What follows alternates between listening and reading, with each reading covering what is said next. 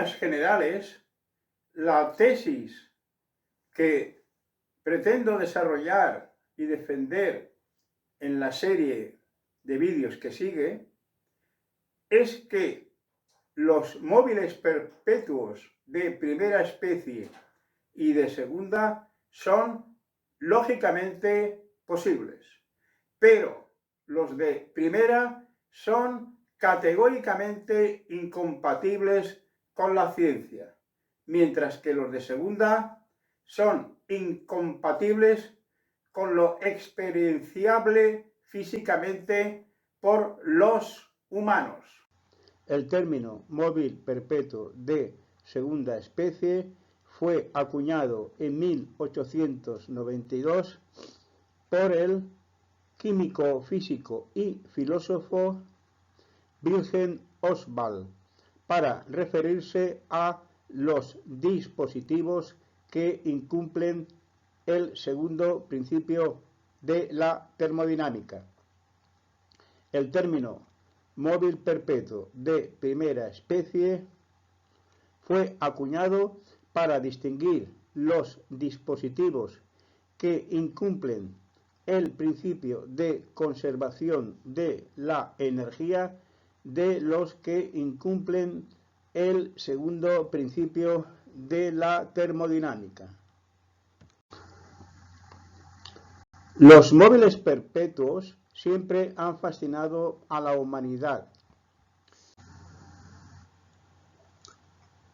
Tanto los móviles perpetuos de primera especie como los de segunda han sido precisamente los móviles perpetuos más interesantes para la tecnología y para la sociedad.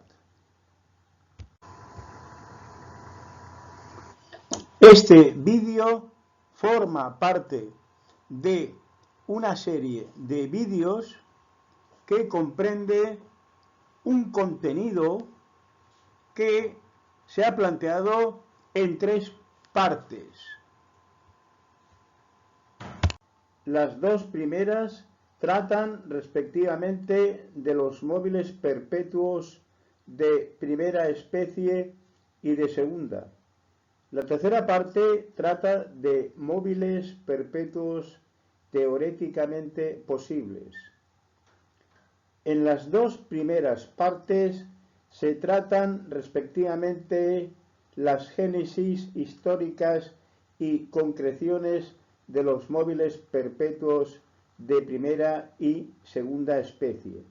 En ambas partes también se tratan respectivamente las problemáticas epistemológicas implicadas con dichos móviles. La primera parte finaliza con la fundamentación de la magnitud energía implicando la concepción de móvil perpetuo de primera especie, mientras que la segunda finaliza con la fundamentación de la magnitud entropía implicando la concepción de móvil perpetuo de segunda especie.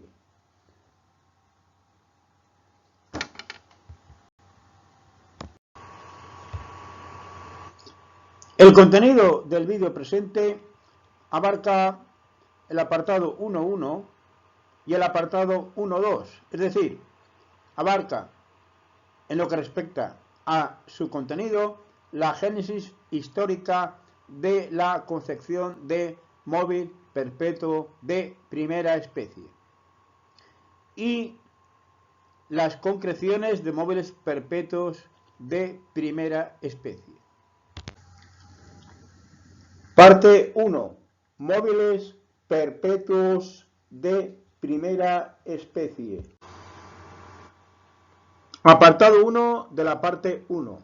Génesis histórica de la concepción de móvil perpetuo de primera especie. Hoy en día, los móviles perpetuos de primera especie se definen como aquellos dispositivos que incumplen el principio de conservación de la energía. Así, los móviles perpetuos de primera especie actualmente se definen en base al concepto científico de energía. Ahora bien, la aparición del concepto científico de energía tuvo lugar a principios del siglo XIX, mientras que los proyectos de móviles perpetuos de primera especie se remontan en Europa al siglo XIII, 500 años antes de la aparición del concepto científico de energía. Así, cabe plantearse qué se entendía por móvil perpetuo de primera especie en el siglo XIII.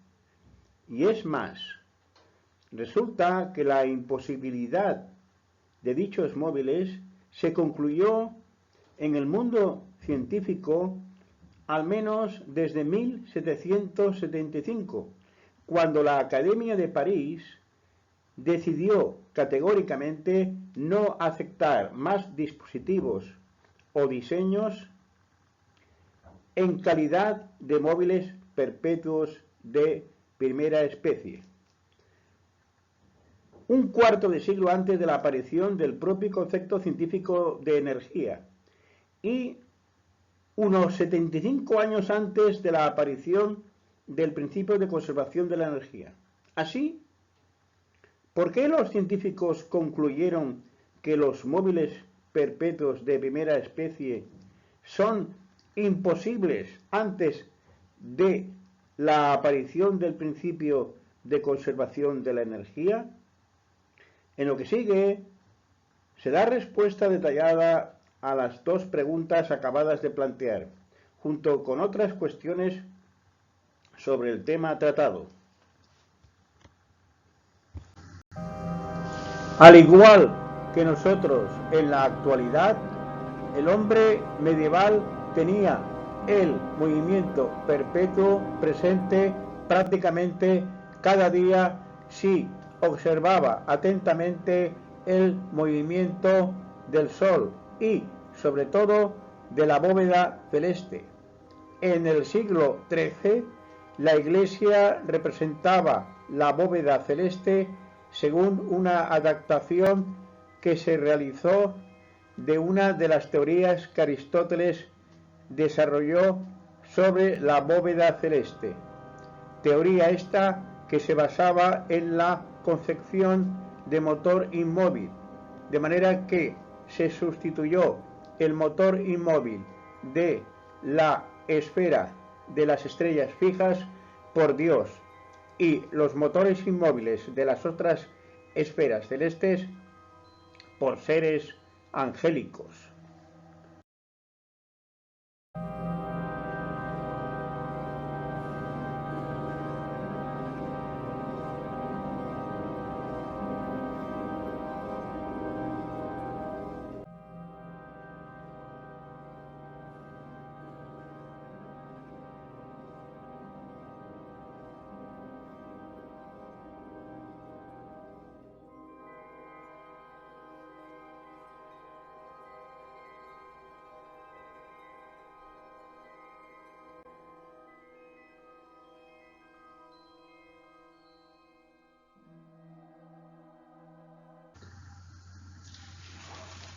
Para Aristóteles, el movimiento circular de la bóveda celeste requiere de causa externa, al igual que todos los movimientos no naturales de la física aristotélica. Ahora bien, dado que, según Aristóteles, más allá de la bóveda celeste no hay materia, la causa del movimiento circular de la bóveda celeste no puede ser material. Así, resulta que una filosofía como la de Aristóteles, establecida para acabar con las entidades no materiales de la filosofía platónica, acaba recurriendo a entidades no materiales. Y esto no deja de ser un problema teórico con una gran carga de profundidad.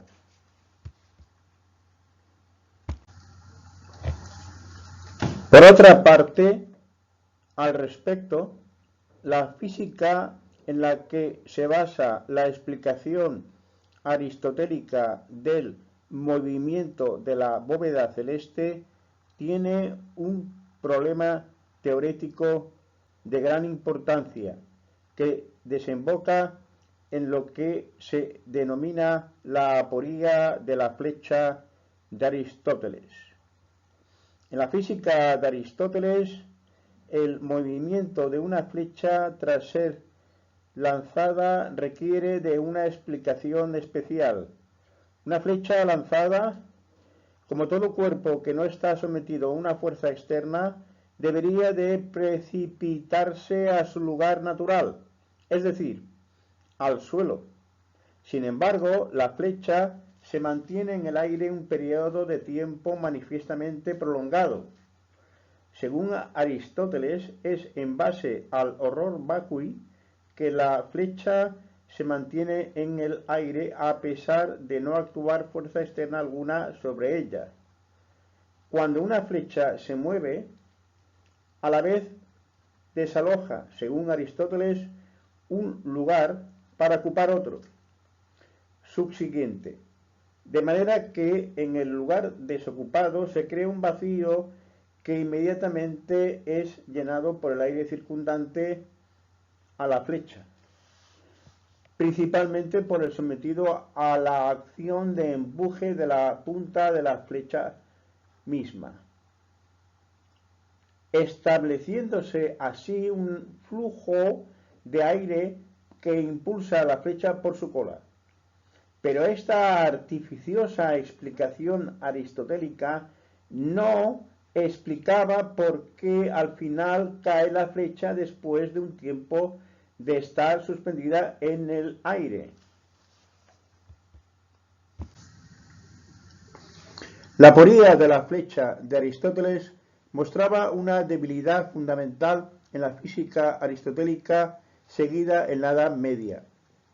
La explicación aristotélica del movimiento de una flecha lanzada empezó a ponerse en duda en Alejandría justo al principio de la Edad Media.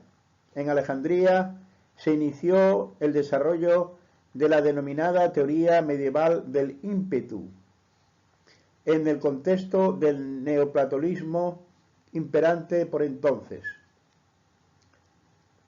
Según esta teoría, la acción inicial realizada sobre la flecha lanzada le comunica una causa de carácter interno, el ímpetu, y es este ímpetu el que sostiene el movimiento.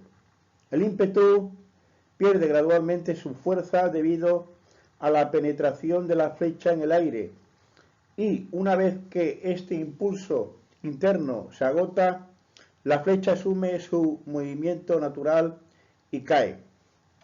El primero en poner en juego la teoría del ímpetu fue el neoplatónico Juan Filópono, nacido en más 490 y fallecido en 566. Juan Filópono propuso explicar el movimiento circular de la bóveda celeste por un ímpetu donado por Dios a los astros y estrellas.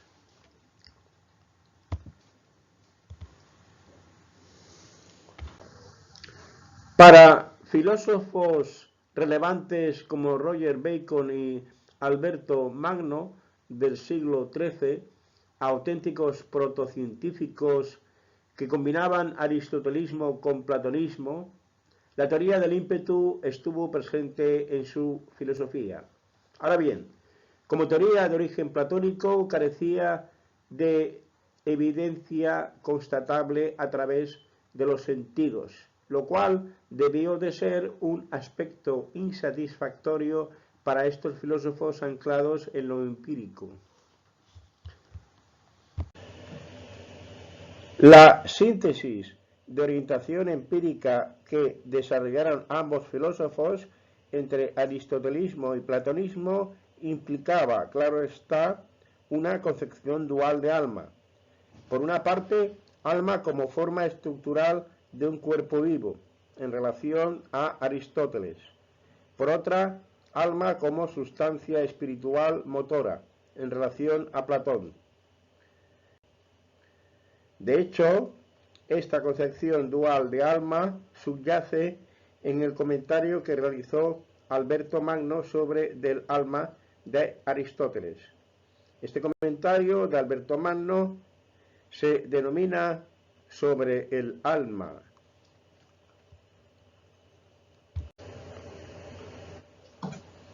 La concepción aristotélica de alma como forma estructural de un cuerpo vivo queda reflejada en esta portada de una edición bilingüe griego-inglés de la obra del alma de Aristóteles. En la portada de dicha edición aparece el alma como un mecanismo interno. Ahora bien, desde el punto de vista aristotélico, lo esencial no es el material del que están hechas sus piezas, sino de la disposición que hay entre ellas.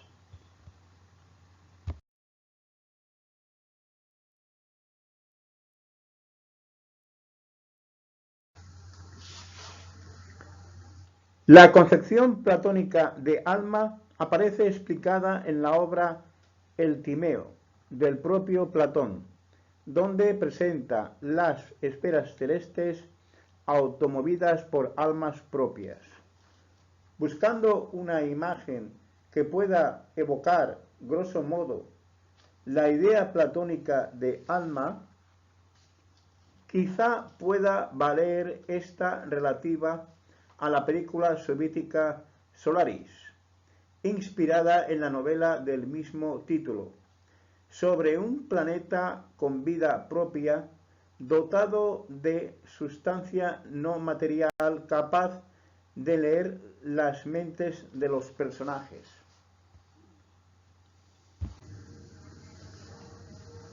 En definitiva, tanto Roger Bacon como Alberto Magno vislumbraban la concepción aristotélica de alma como algo inferible de la experiencia obtenida a través de los sentidos, pero recurrieron a elementos del platonismo y el neoplatonismo para soslayar los problemas teóricos de la física y la filosofía aristotélica.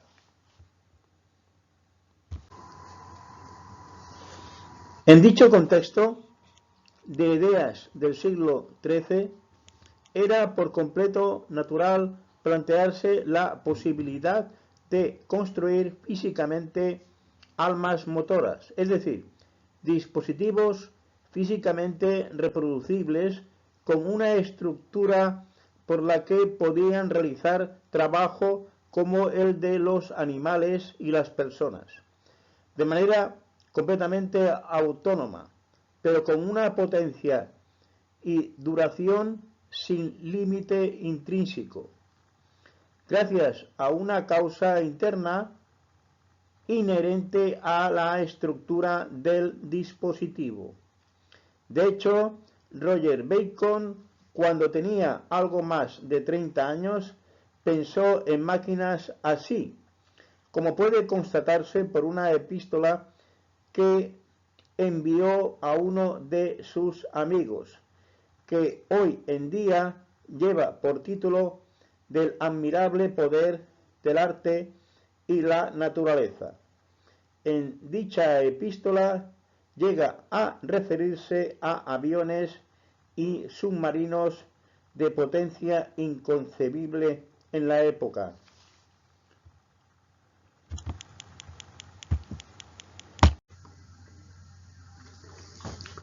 Con lo expuesto hasta ahora ya hay suficientes elementos como para hacerse una idea precisa de lo que se entendía en el siglo XIII por móvil perpetuo de primera especie, que se expone aquí a título de definición de móvil perpetuo de primera especie, sin implicar el concepto científico de energía.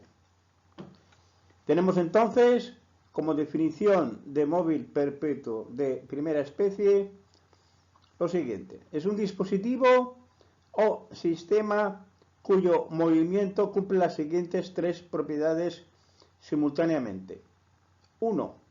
Se produce, de hecho, por estar implicada una causa interna del dispositivo que reside en la naturaleza de su estructura, es decir, causa eficiente que actúa como causa interna del sistema dado. 2. Pero además, el mismo movimiento también puede manifestarse por una causa exclusivamente externa al dispositivo. 3. La referida causa interna no se agota por sí sola. De hecho, esto es lo que hasta mediados del siglo XIX se fue entendiendo por móvil perpetuo de primera especie. Su imposibilidad, acabada de establecerse en torno a 1775, acabó siendo uno de los principios fundacionales de la ciencia moderna, como se expondrá más adelante con detalle. Apartado 2 de la parte 1. Concreciones de móviles perpetuos de primera especie. La primera idea de móvil perpetuo concreto de primera especie registrada en Europa es la de un francés llamado Villard-Donnecourt, del siglo XIII. Como puede observarse, consistía en una noria con un número impar de pesados martilletes colgantes de puntos de la circunferencia de la noria equidistribuidos a lo largo de la misma, de manera que siempre había más martilletes en la parte izquierda que en la derecha. La idea de su funcionamiento era combinar la tendencia natural de los martilletes a llegar al suelo con la bien visible asimetría de su distribución. Se suponía que la asimetría entre el lado izquierdo de la noria y el derecho de la misma implicaría que la noria autogiraría perpetuamente en sentido antihorario, mientras no hubiese nada externo que lo impidiese. Sin embargo, la idea no funciona de facto. Leonardo da Vinci demostró que no puede funcionar aplicando una extensión suya de la ley de la palanca de Arquímedes.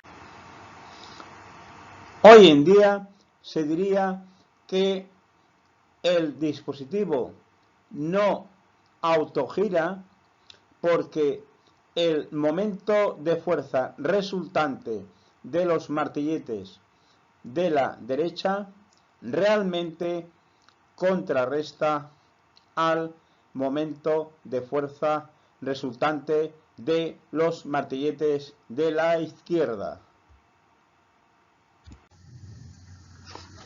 He aquí un fotograma de una simulación de un móvil perpetuo de primera especie, que en el vídeo que sigue empieza a los 3 minutos 15 segundos. Se trata de una variante contemporánea de la noria de Villard-Donnecourt. En la realidad digital de la simulación, el móvil funciona perfectamente como móvil perpetuo de primera especie, de manera que alguien poco atento a la física puede acabar pensando que el dispositivo puede generar energía eléctrica gratis y limpia. La noria del vídeo corresponde a un artilugio español de un tal Manuel Castillo, de la provincia de Almería. Esta noria también presenta una asimetría entre la parte izquierda y la derecha. Ahora resulta que la asimetría se debe a que las pesas de la izquierda tienen más brazo de palanca que las de la derecha, de manera que se produce en principio un giro antihorario.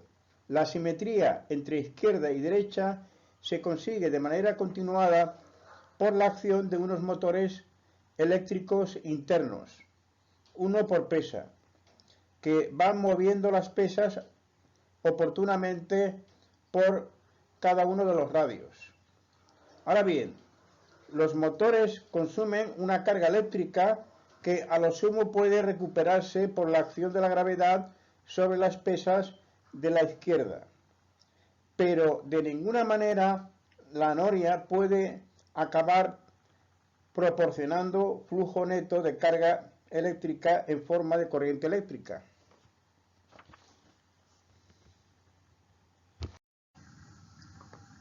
En el vídeo que se visiona a continuación, la noria es presentada como un dispositivo capaz de autogenerar suficiente energía eléctrica para satisfacer las necesidades de un pueblo. Atención al momento en que se pide financiación y dinero para desarrollar el proyecto. Al final del vídeo, que no aparece en el fragmento que se presenta en esta exposición, ofrecen el teléfono de contacto y el correo digital de contacto.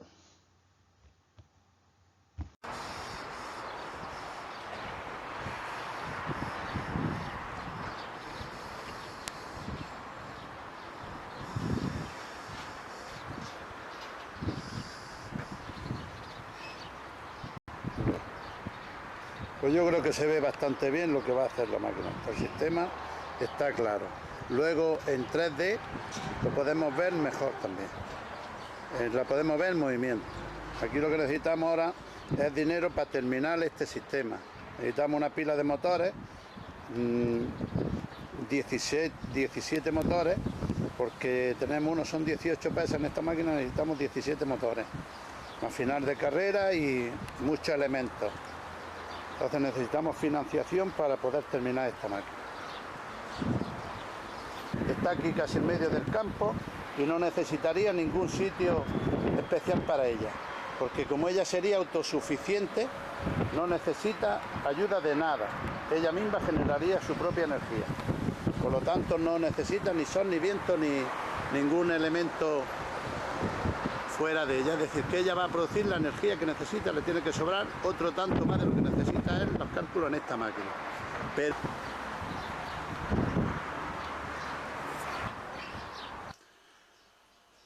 bueno, como podemos apreciar, aquí la tenemos en 3D.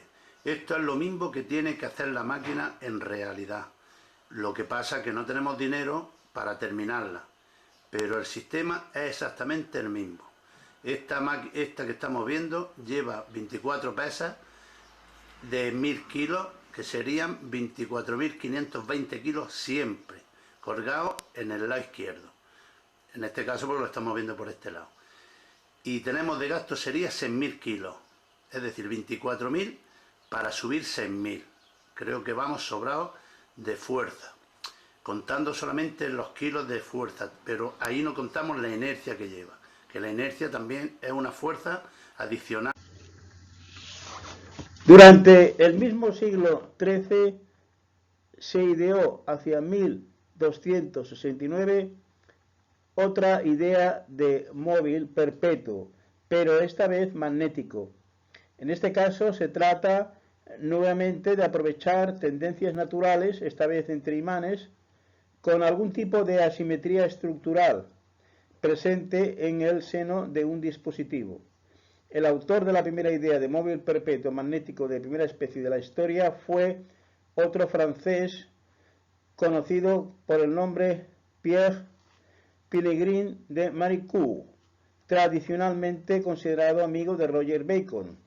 A Pierre de Maricourt le movió el prurito de reproducir las fuerzas impulsoras de la rotación de la esfera celeste.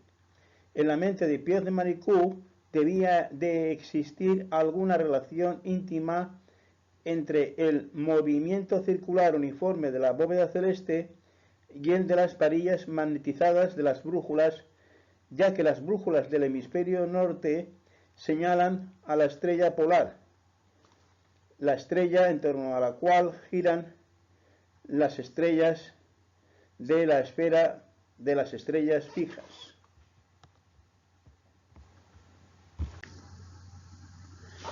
El dispositivo magnético de Maricourt consistía, grosso modo, en un estator circular con dientes ferromagnéticos oblicuos en su cara interior, así como de un vástago radial giratorio con un extremo en el centro de la circunferencia del estator y el extremo opuesto con una pieza magnetizada, apuntando a los dientes del estator. Se esperaba que el conjunto formado por el estator y el vástago autodesarrollaría un movimiento circular efectuado por el vástago en torno al centro de la circunferencia del estator.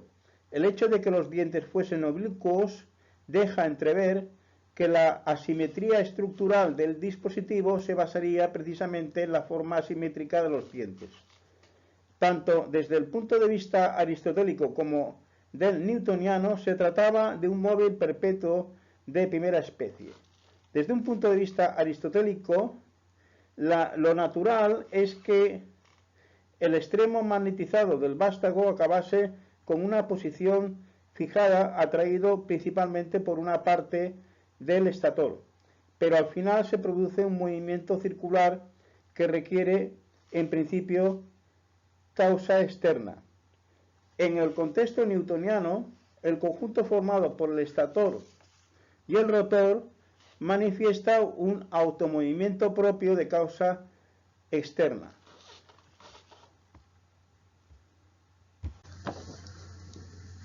Seguidamente se presenta otro móvil perpetuo de primera especie magnético ideado a mediados del siglo XVII. Apareció por primera vez en público en la obra Una centena de invenciones, de 1649. El autor era un episcopo de Manchester llamado John Wilkins, que nació en 1599 y falleció en 1658. Dado el diseño, se espera que una bola de hierro sita al pie de una rampa rectilínea sea atraída por un imán sito en el extremo superior de la rampa, para luego caer, por efecto de la gravedad, por un orificio próximo al imán, colocándose a continuación en una rampa curva situada bajo la antedicha, de manera que cabe esperar que la bola vuelva, por efecto de la gravedad, al punto de partida, donde vuelve a ser atraída por el imán. Una vez la bola en el punto de partida, se reinicia entonces el movimiento de atracción que le lleva al orificio, constituyéndose entonces un movimiento cíclico que se repite una y otra vez. Considerando que ni la plataforma ni el imán se mueven respecto al suelo, desde el punto de vista newtoniano actúa una fuerza externa horizontal que, no obstante, no explica en absoluto el movimiento cíclico que esperaba Wilkins. Así, Desde el punto de vista newtoniano, se produce un movimiento propio de causa externa con una causa interna al respecto del sistema imán, plataforma, bola. Es decir, desde el punto de vista newtoniano, es un móvil perpetuo de primera especie. Desde el punto de vista aristotélico, el diseño se basa en una asimetría creada al respecto de dos tendencias naturales que, digamos, rivalizan. La de la bola de hierro a juntarse con el imán y la de la bola a caer al suelo como objeto pesado. La asimetría consiste en que se conjunta una rampa rectilínea con una curvilínea, de manera que se supone que en la rampa rectilínea predomina la atracción magnética, mientras que en la curvilínea predomina la atracción gravitatoria.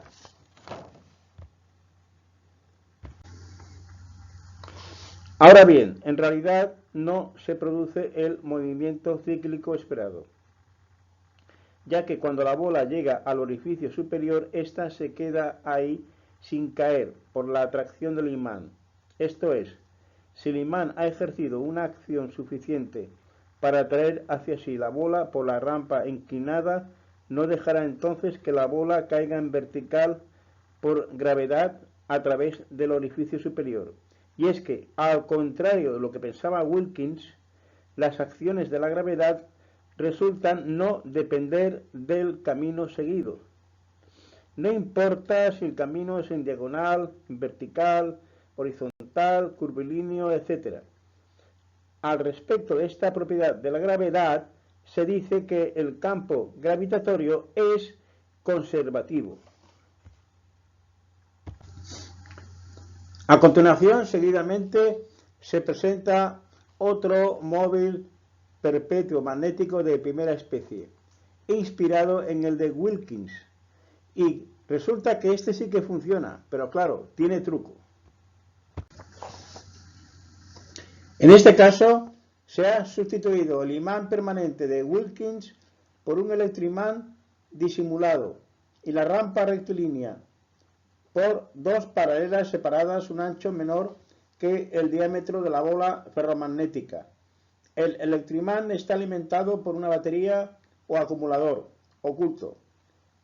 Una de las paralelas está conectada a un borne del electroimán, mientras que la otra lo está a un borne de la batería.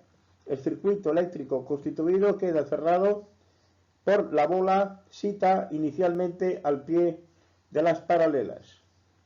De entrada, el electroimán activado atrae hacia sí la bola, pero al llegar esta al orificio superior, el circuito eléctrico se abre, quedando entonces la bola a merced de la gravedad, de manera que cae a la rampa curvilínea para acabar en el punto de partida, reiniciándose entonces un nuevo ciclo de movimiento. El resultado es que, al respecto del sistema electroimán rampa-bola, se produce un movimiento que, en principio, requiere de causa externa, mientras que al respecto del sistema electroimán rampa-bola-batería, se produce un proceso no propio de causa externa, Y es que ahora el movimiento de la bola tiene concomitantemente el movimiento de un flujo de electrones a lo largo del circuito eléctrico.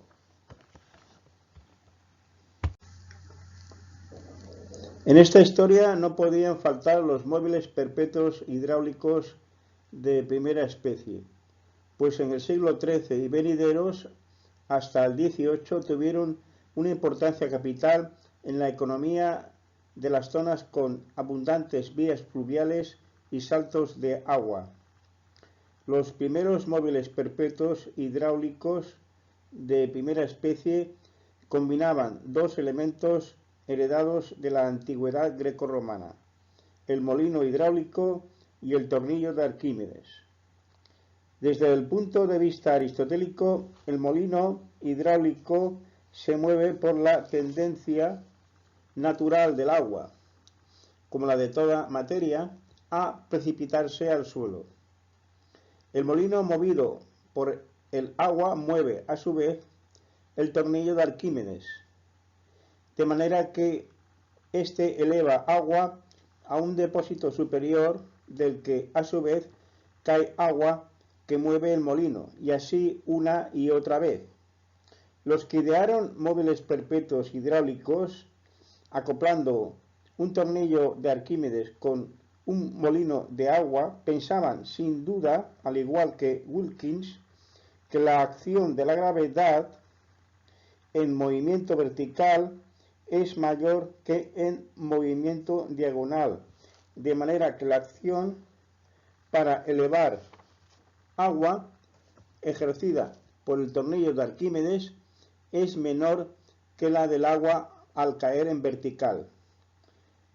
Esto implica, a su vez, que pensaban que sobraba cantidad de acción del agua en caída vertical para mover, además, un dispositivo útil aparte del tornillo de Arquímedes.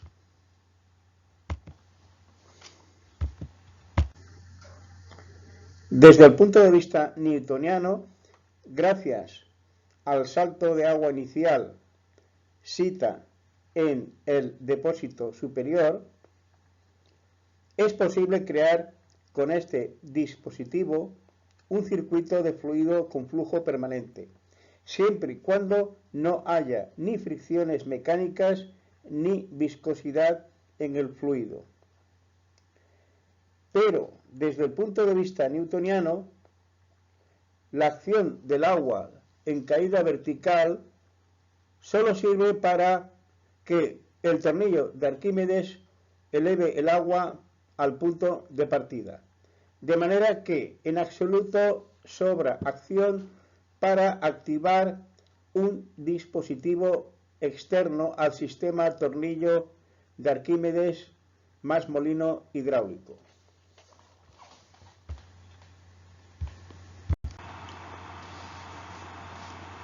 Un ejemplo de móvil perpetuo de primera especie humano, el caso del ungido de la diosa Amba, Prahlad Hani. Según una publicación digital en inglés de 2010 del periódico indio ahmedabadmirror.com, el asceta meditador hinduista Prahlad Hani, nacido en 1929 y fallecido en 2020, afirmaba que a los 8 años fue bendecido por una diosa hindú, la diosa Amba, según ciertas fuentes, de manera que desde entonces estuvo viviendo sin comer, ni beber, ni excretar, aunque goteándole incesantemente agua por un orificio sito en su paladar.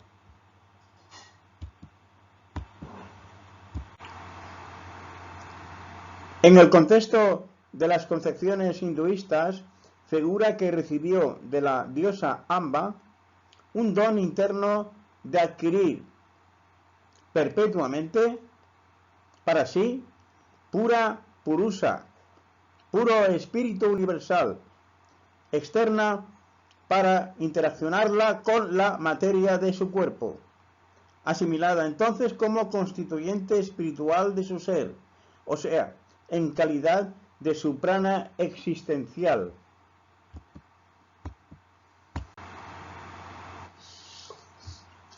En definitiva, puesto que supuestamente Prahlad Hani podía desarrollar actividades físicas propias de acciones externas a él, gracias a una causa de naturaleza espiritual y, por ende, no asociada a nada objetivable físicamente, el proceso físico que desarrolló su cuerpo durante su vida incumplió a todas luces el principio de conservación de la energía. Así, por ende, Prahlad-Jani era, en el sentido contemporáneo de móvil perpetuo de primera especie, un móvil perpetuo de primera especie humano.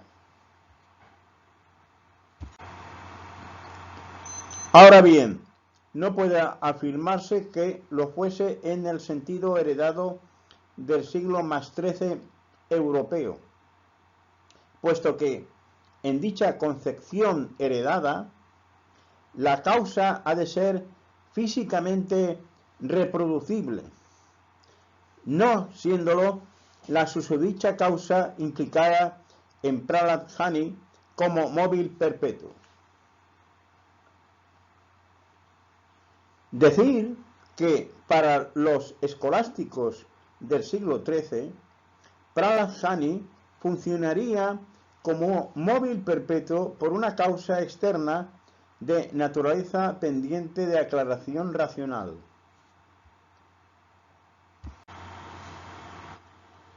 En el vídeo donde se trate el problema epistemológico asociado a los móviles perpetuos de primera especie, se vislumbrará que el problema epistemológico asociado a Prahlad-Jani es diferente al de los móviles perpetuos de primera especie, en el sentido heredado del siglo XIII.